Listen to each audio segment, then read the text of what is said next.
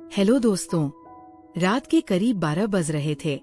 ये पहली बार था जब मैं रात के इस सन्नाटे में चाची के साथ उनके घर में अकेला था। घर में बिजली नहीं थी। चारों ओर घना अंधेरा छाया हुआ था। इस अंधेरे में चाची का सुंदर चेहरा और भी सुंदर लग रहा था और वो गहरी नींद में सोई हुई थी। उन्हें यूं सुकून की नींद में देखकर मेरे दिल में एक हलचल सी महसूस हुई। मेरे अंदर एक अजीब सी बेचैनी उठी और उसी पल एक ख्याल आया। वो कहते हैं ना कि जब रातें गहरी हो और तन्हाई ज्यादा हो तो शैतान हावी हो जाता है। उस पहर मुझ पर भी शैतान हावी हो गया और उस रात मैंने पहली बार चाची की तन्हाई का फायदा उठाकर उनकी 2 घंटे तक लगातार मेरी चाची उम्र में मुझसे सिर्फ 5 साल बड़ी थी। वो बेहद खूबसूरत और जवान थी। उनकी शादी को अभी 2 महीने ही हुए थे कि उनके पति विदेश चले गए और तब से वह अपने घर में अकेली ही रह रही थी।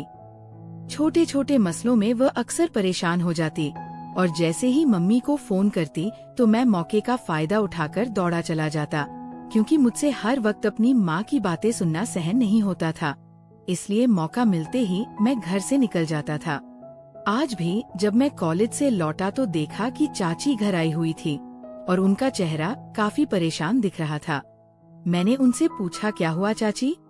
चाची ने उदासी से कहा कि सुबह से घर में बिजली नहीं है, क्योंकि समय पर बिजली का बिल भरा नहीं गया, इसलिए बिजली कट गई। ये कहते हुए उनकी आंखों में आंसू आ गए। मैंने चाची से पूछा, बिल क्यों नहीं भरा? तो वो कहने लगी, तुम्हें तो पता है कि तुम्हारे चाची विदेश में हैं, मैं यहाँ अकेली हूँ, क्या क्या संभालूं? शायद मैं बिजली का बिल कहीं रखकर भूल गई हूँ, इसलिए भरना याद ही नहीं रहा और बिजली कट गई। चाची की बात सुनकर मैंने उन्हें तसल्ली दी और कहा, आप मेरे साथ चलिए, मैं दूसरा बिल निकलवा लेता हूँ, फिर हम बिल भर देंगे तो बिजली भी आ जाएगी। सुनकर चाची खुश हो गई और मैं भूखा प्यासा ही चाची के साथ निकल पड़ा। मैंने बिल निकलवाया और फिर बिल भर दिया। इसके बाद वापसी में चाची मुझे अपने घर लेकर चली गई। रात का अंधेरा चारों ओर फैल चुका था और बिजली अभी तक नहीं आई थी। जब हम घर में दाखिल हुए तो कुछ भी नजर नहीं आ रहा था। मैंने फौरन अपने मोबाइल की टॉर्च चलाई और अंधेरे में जैसे ही मेरी नजर चाची पर पड़ी तो अचानक ही मेरे दिल में एक ख्याल आया। मैंने चाची से कहा, आप बेडरूम में जाकर बैठ जाएं, मैं देखता हूँ और लाइट के लिए कोई इंतजाम करता हूँ। चाची कहने लगी, मुझे अंधेरे से डर लगता है, इसीलिए तो तुम्हें भी साथ ले आई हूँ। ये सुनते ही मैंने बड़े प्यार से चाची के कंधे पर हाथ रखा और कहा, दास, आपको परेशान होने की कोई जरूरत नहीं है, आप घर में अकेली थोड़ी है। मैंने चाची का हाथ पकड़ा और उन्हें बिस्तर पर ले जाकर बिठा दिया और उनसे कहा, बस कुछ ही देर में मैं आता हूँ, आप सुकून से बैठ जाएं। जैसे ही मैं कमरे से निकलने लगा, चाची ने डरकर मेरा हाथ पकड़ लिया और मेरे गले से लग गई। मेरा दिल पूरी तरह धड़कने लगा था। मैंने उन्हें समझाया, आप परेशान ना हो, मैं लाइट के लिए कोई ना कोई इंतजाम करता हूँ। मेरी बात पर चाची को तसल्ली हो गई। मैं उनके कमरे से निकला और सोचने लगा कि किस तरह तन्हाई का फायदा उठाऊं ताकि किसी को शक ही ना हो और मेरा काम भी हो जाए।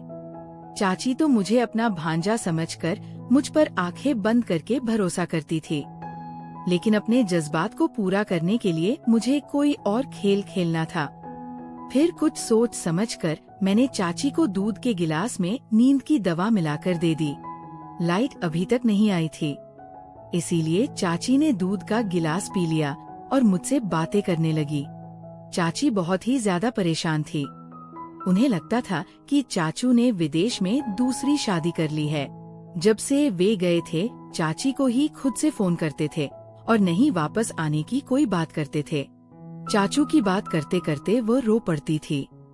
मैंने जल्दी से उन्हें गले लगा लिया और समझाने लगा कि उन्हें फिक्र करने की जरूरत नहीं है, चाचू ऐसा कुछ नहीं करेंगे। चाची मेरे सीने से लगी फूट फूट कर रो रही थी और मुझे उस वक्त का इंतजार था जब चाची गहरी नींद सो जाए ताकि मैं अपना मकसद पूरी तरह हासिल कर सकूं।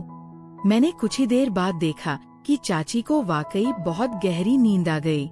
वह गुलाबी रंग की साड़ी में सोती हुई किसी गुड़िया सी लग रही थी और उन्हें देखकर मेरा दिल वाकई बेचैन होने लगा था।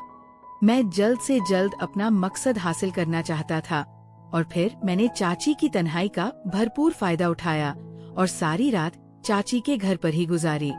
वह दवाई के असर में गहरी नींद सो रही थी और उसी मौके का फायदा उठाते हुए मैंने अपनी ख्वाहिशों को पूरा कर लिया। सुबह तक मैं पूरी तरह थक चुका था और फिर मैं भी चाची के बिस्तर पर ही सो गया था।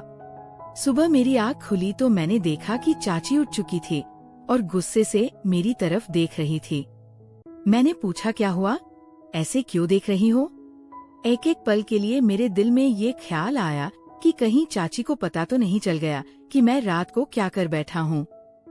चाची कहने लगी, आधा दिन गुजर गया है और तुम अभी तक सो रहे हो? उठो और अपने घर जाओ। तुम्हारी माँ परेशान हो रही है। मैंने मुंह बनाकर कहा, मी का काम ही क्या है? बस फिजूल सी बातों पर परेशान होती रहती है। मैं कौन सा किसी गैर के घर हूँ? आप तो मेरी चाची हैं। ये कहकर मैंने चाची को प्यार से पकड़ा और अपने बराबर में बिठा दिया। चाची कहने लगी, ज्यादा लाड करने की जरूरत नहीं है। रात को तुम मेरे बिस्तर पर क्यों सोए थे?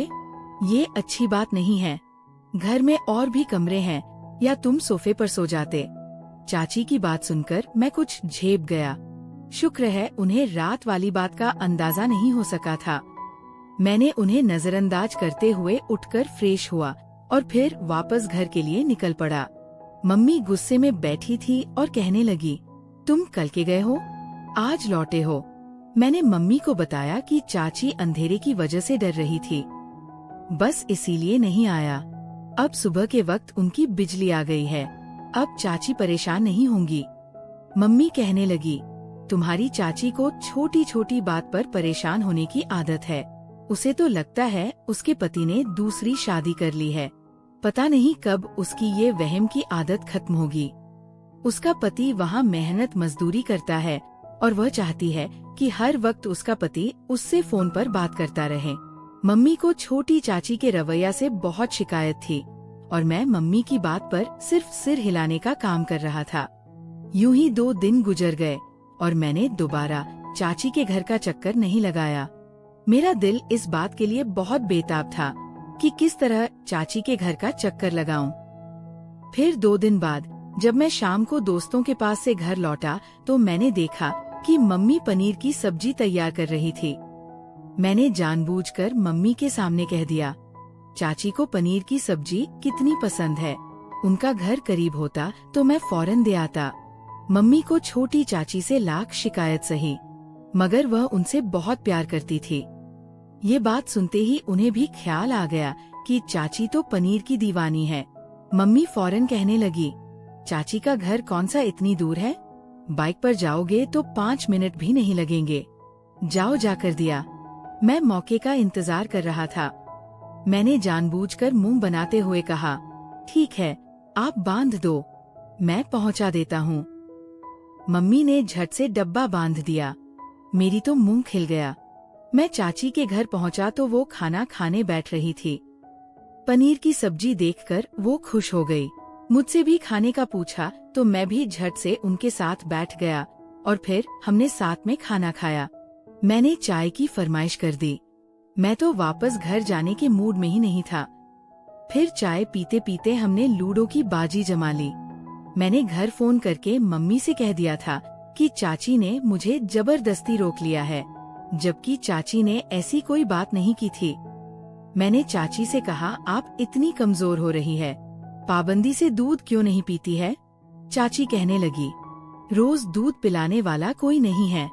मैंने चाची से कह दिया, ठीक है, अब ये जिम्मेदारी मेरी है।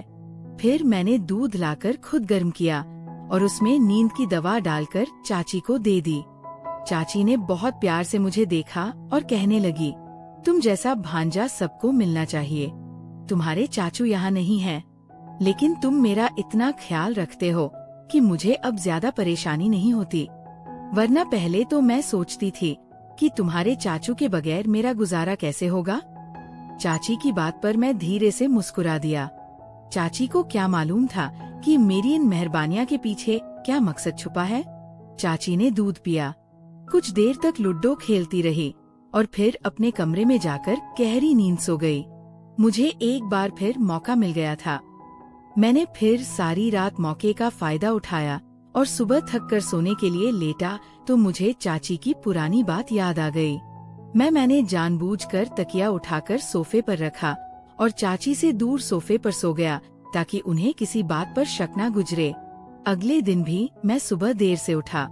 जब मैं उठा तो चाची भी मेरे साथ ही उठ गई। कहने लगी, तुम रात को यहीं रह गए थे, तुम्हारी मम्मी परेशान होंगी। मैंने कहा, नहीं, मैंने मम्मी को फोन करके बता दिया था, उन्हें कोई परेशानी नहीं है, बल्कि वो तो पूरे सुकून से हैं कि आपको किसी का साथ मिल गया है, वरना सारा वक्त वो यही सोचकर परेशान होती रेस्टोरेंट है कि आप अकेले घर में किस तरह गुजारा करती होंगी। दोपहर के वक्त मैं वापस अपने घर चला आया। मम्मी मुझसे कहने लगी, अपनी पढ़ाई पर भी तो ध्यान दो, चाची के नौकर बनकर रह जाओगे तो जीवन खराब हो जाएगा। मैंने मम्मी से कहा, कैसी बातें करती हैं, वो आपकी बहन है, बेचारी अकेली बहुत परेशान होती है, अगर हम उनके कुछ काम आ जाएंगे तो क्या बुरा होगा। मैंने तो सोच लिया है कि अब मैं हर रात खुद चाची के घर जाऊंगा ताकि पहरेदारी कर सकूं। पास पड़ोस वालों ने बताया है कि आजकल उनके इलाके में चोर बहुत घूम रहे हैं। मेरी बात सुनकर मम्मी और भी परेशान हो गई। कहने लगी, चलो ठीक है, फिर तुम रोज रात को चले जाया करो, लेकिन सुबह वक्त पर वापस आया करो। तुम्हारे कॉलेज की छुट्टियों पर तुम्हारे पापा सख्त नाराज होते हैं।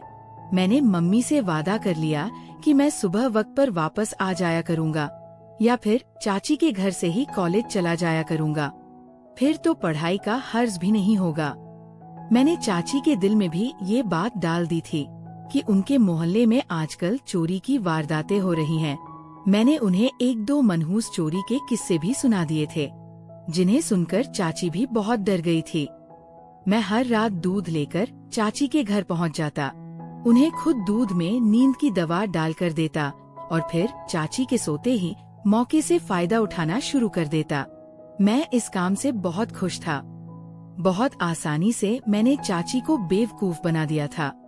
वह अब मुझे अपने घर पर खुद ही रुकने का कह दिया करती थी और अब मम्मी को भी कोई चिंता नहीं थी क्योंकि मैंने कॉलेज पाबंदी से जाना शुरू कर दिया था। मगर ये मेरे लिए मुश्किल था कि रात भर की इतनी मेहनत के बाद सुबह जल्दी उठना पड़ता, लेकिन मैं किसी न किसी तरह सब मैनेज कर ही रहा था। फिर एक दिन ना जाने कैसे चाची को मुझ पर शक हो गया। रात को दूध लेकर उनके कमरे में पहुंचा तो मुझसे कहने लगी, मुझे आजकल कुछ अजीब सा लगता है, ऐसा लगता है मैं रोज रात को बहुत गहरी नींद सोती हूँ, एक बार भी मेरी आँख नहीं खुलती, जबकि पहले ऐसा नहीं हुआ करता था। और फिर आज शाम की सफाई के वक्त जब मैं कूड़ेदान में कचरा फेंकने गई तो मुझे एक ऐसी चीज मिली जिसे देखकर मैं दंग रह गई। चाची की बात पर मेरे वजूद से पसीने छूट गए थे। मैं समझ गया था कि चाची ने क्या देखा है, लेकिन फिर भी मैंने अनजान बनने का नाटक किया और चाची से पूछा, क्या हो गया है चाची, ऐसी भी क्या चीज मिल गई है जो आप परेशान हो रही हैं? मैं जानता था कि वो खुल मुझे कुछ भी नहीं कह सकेंगे, इसीलिए मैंने उनके सामने बिल्कुल अनजान होने का ड्रामा कर दिया। पहले तो चाची ने गहरी नजरों से मुझे देखा और फिर ना मैं सिर हिलाया जैसे कोई खास बात ना हो। मैंने एक दफा फिर पूछा, क्या बात है चाची, क्या मिला है आपको? लेकिन वह कहने लगी, छोड़ो, तुम्हारे मतलब की बात नहीं है अभी, तुम बच्चे हो। ये कहकर चाची ने दूध का गिलास खत्म कर लिया और फिर मुझसे बातें करने लगी। मैं दिल ही दिल में हंसने लगा। चाची भी मुझे बच्चा समझ रही थी, जबकि मैं तो हर रात चाची की नींद का फायदा उठाकर खेल खेल रहा था, जिससे कोई भी वाकिफ नहीं था। थोड़ी देर बाद ही चाची दोबारा से सो गई और मैं फिर अपने काम में मशरूफ हो गया। मुझे ये सब कुछ करके बहुत ज्यादा मजा मिल रहा था। मैंने सोचा भी नहीं था कि मैं इतनी आसानी से ये सब कुछ हासिल कर सकता हूँ। चाची तो पूरी तरह मेरे जाल में फंस चुकी थी। उन्होंने कभी मुझ पर शक नहीं किया था और ना ही कभी उन्हें इस बात का एहसास हुआ था कि मैं दूध में उन्हें नींद की दवा डालकर दे रहा हूँ। लेकिन एक दिन वह कहने लगी शाम को पड़ोसन आई थी। बड़ी अजीब सी बातें कह रही थी।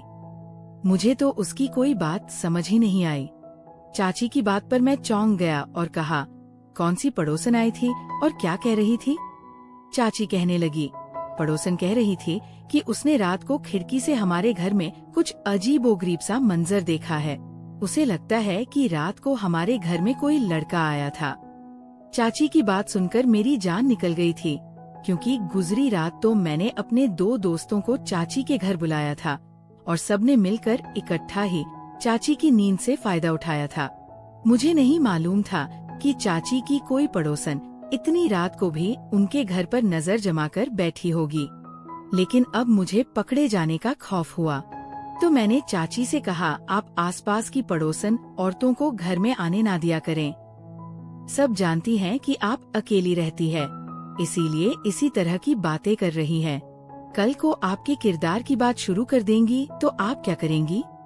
आप पहले ही सख्ती से सबको कह दें कि मेरे घर पर नजर ना रखा करो। मेरी बात सुनकर चाची चौंक गई और कहने लगी, ये बात तो तुम ठीक कह रही हो। अगर आज वो कह रही है कि उसने किसी को देखा था, तो कल को कहेगी कि मेरा कोई आशिक आया था। फिर मैं क्या करूँगी? चाची के दिमाग में मेरी बात अच्छी तरह बैठ गई थी। मैंने फौरन से चाची के कंधे पर हाथ रखा और कहा, चाची आप नहीं जानती, जमाना बहुत खराब है। पास पड़ोस के लोग तो घर को तोड़वाना चाहते हैं। अगर किसी ने आपके ससुराल वालों को जाकर कोई उल्टी सीधी बात कह दी तो आपको ही परेशानी होगी। इसलिए पड़ोसियों के साथ जरा अपना रवैया सख्त रखें। किसी को अपने घर के मामले में बोलने का हक ना दें। चाची ने मेरा शुक्रिया अदा किया और कहने लगी, तुमने मुझे सही बात बताई है। अब मैं इन पड़ोसी लोगों को अपने घर में नहीं आने दूंगी। मैं चाची की बात पर मुस्कुरा दिया। मेरी भोली भाली चाची आंखें बंद करके मेरी हर बात पर भरोसा करती थी, और इसी बात का तो मुझे हद से ज्यादा फायदा मिला था। उस दिन के बाद से चाची ने पास पड़ोस से बातचीत बिल्कुल खत्म कर दी और उनके हर मसले के हल के लिए सिर्फ मैं ही रह गया था। छोटी सी छोटी बात के लिए अब वह मुझे ही फोन करती और मैं दौड़ा चला जाता। हर रात को मैं खुद ही दूध लेकर पहुंच जाता और फिर उसमें नींद की दवा मिलाकर चाची को देता। शुरू में तो मैं अकेला ही चाची की नींद का फायदा उठाता था, लेकिन फिर आहिस्ता आहिस्ता मैंने अपने कॉलेज के दोस्तों को भी चाची के घर बुलाना शुरू कर दिया था। यूं हम दोस्त मिलकर चाची की गहरी नींद का फायदा उठाने लगे। मुझे लगता था कि मेरा सच कभी नहीं खुलेगा, लेकिन मैं गलतफहमी का शिकार हो गया। एक रात ना जाने कैसे चाची की आँख खुल गई और वो कमरे से बाहर निकल आई, जहाँ लाउंज में मैं और मेरे दोस्त मौजूद थे। कुछ ही देर लगी थी कि चाची को बहुत कुछ समझ में आ गया था और वह फटीफटी आंखों से मुझे देख रही थी। चाची के उठने पर मेरे दोस्त भी घबरा गए थे और वो सब फौरन वहाँ से निकल गए। उनके जाते ही चाची मेरे पास आई और मुझे कंधों से पकड़कर पूछने लगी, ये सब क्या हो रहा था? मैं बुरी तरह घबरा गया था। मैंने कहा, कुछ भी नहीं चाची, बस पढ़ाई करनी थी और तुम ये सब हरकतें कर रहे हो। हालांकि इस बात पर मैं बिल्कुल ही खामोश हो गया था। वह कहने लगी, अपने पापा के बारे में सोचो। तुम अपनी माँ के इकलौते बेटे हो। अगर तुम मेहनत करके पास नहीं हो गए तो तुम्हारी माँ की कुर्बानियाँ जाया चली जाएंगी। उसने अपनी हर ख्वाहिश का गला घोटकर तुम्हें शहर के सबसे बड़े कॉलेज में दाखिला दिलवाया। शायद मेरी मासूम बहन को मालूम नहीं था कि तुम इस काबिल ही नहीं हो। तुम इतने बड़े कॉलेज जाकर पढ़ाई करने के बजाय अय्याश दोस्तों की सोबत में पड़ गए, इसीलिए आज गुनाह के इस रास्ते पर चल पड़े हो। मैं अभी तुम्हारी माँ को फोन करके बताती हूँ। चाची की बात सुनकर मेरे होश ठिकाने आ गए। मैंने चाची के आगे हाथ जोड़ दिए और कहा, मम्मी को कुछ मत बताइएगा, ये सब जानकर उनका दिल टूट जाएगा। चाची कहने लगी, ये सब कुछ तो तुम्हें करने से पहले सोचना चाहिए था। मुझे सब कुछ समझ आ गया है कि मैं दूध की वजह से गहरी नींद सोने लगी हूँ, इसलिए मैंने रात दूध नहीं पिया था।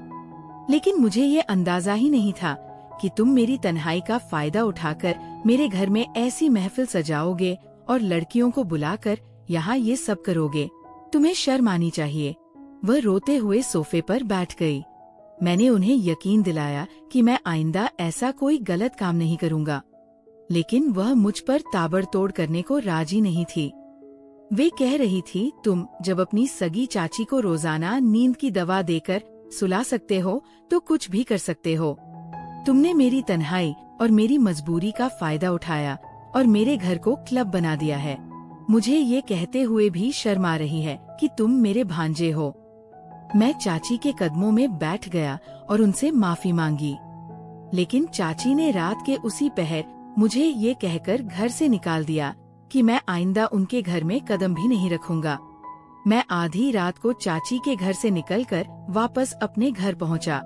मम्मी मुझे देखकर परेशान हो गई। पहले मैंने उनसे झूठ कहा कि मेरी तबीयत खराब हो रही थी और चाची के घर मुझे नींद नहीं आ रही थी। फिर मैं सीधे अपने कमरे में चला गया। ये खौफ मुझे सता रहा था कि अगर चाची ने मम्मी पापा को सब कुछ बता दिया तो मेरा क्या होगा। पापा बहुत सख्त थे और वो कभी मुझे माफ नहीं करते, लेकिन चाची ने मुझ पर ये मेहरबानी की थी कि उन्होंने मम्मी पापा को कुछ नहीं बताया था। मगर चाची ने मुझसे कह दिया था कि मैं उन दोस्तों से कोई रिश्ता न रखूं। फिर मैंने चाची की बात पर अमल की, लेकिन आने वाले सेमेस्टर में मैं पूरी तरह फेल हो गया। इस बात का सदमा मेरी माँ को वाकई बहुत ज्यादा पहुँचा था। पापा भी बहुत दिल बर्दाश्त थे, लेकिन मैंने दोनों से वादा किया था कि मैं अब सख्त मेहनत करूँगा। दरअसल मैं कॉलेज में अय्याश दोस्तों की फितरत में पड़ गया था। मेरे सारे दोस्त अपने घरों में पार्टी करते थे, लड़कियां बुलाते थे, नशा भी करते थे और चाहते थे कि मैं भी यही सब कुछ करूं। लेकिन मुझे सब करने के लिए मौका नहीं मिल रहा था। इसलिए जब मुझे चाची के घर में तन्हाई मिली तो मैंने अपने दोस्तों को वहां बुलाकर वहां पार्टी करनी शुरू कर दी। यही सच जब चाची के सामने खुला तो मैं शर्मसार हो गया। फिर जब मेरा रिजल्ट खराब आया तो मैंने सारे बुरे दोस्तों की सोबत छोड़ दी। शुक्र है मेरे नशे की आदत इतनी पक्की नहीं हुई थी, इसीलिए मैं जल्दी नशे से छुटकारा हासिल करने में कामयाब हो गया। अब मैं अपनी पढ़ाई पर पूरा ध्यान दे रहा हूँ। दोस्तों, इस कहानी से ये सीखने को मिलता है कि अपने बच्चे को इतनी भी आजादी मत दो कि वह गलत गतिविधियों में शामिल हो जाए। मिलते हैं एक और रोमांचक स्टोरी के साथ। तब तक के लिए बाय बाय फ्रेंड्स।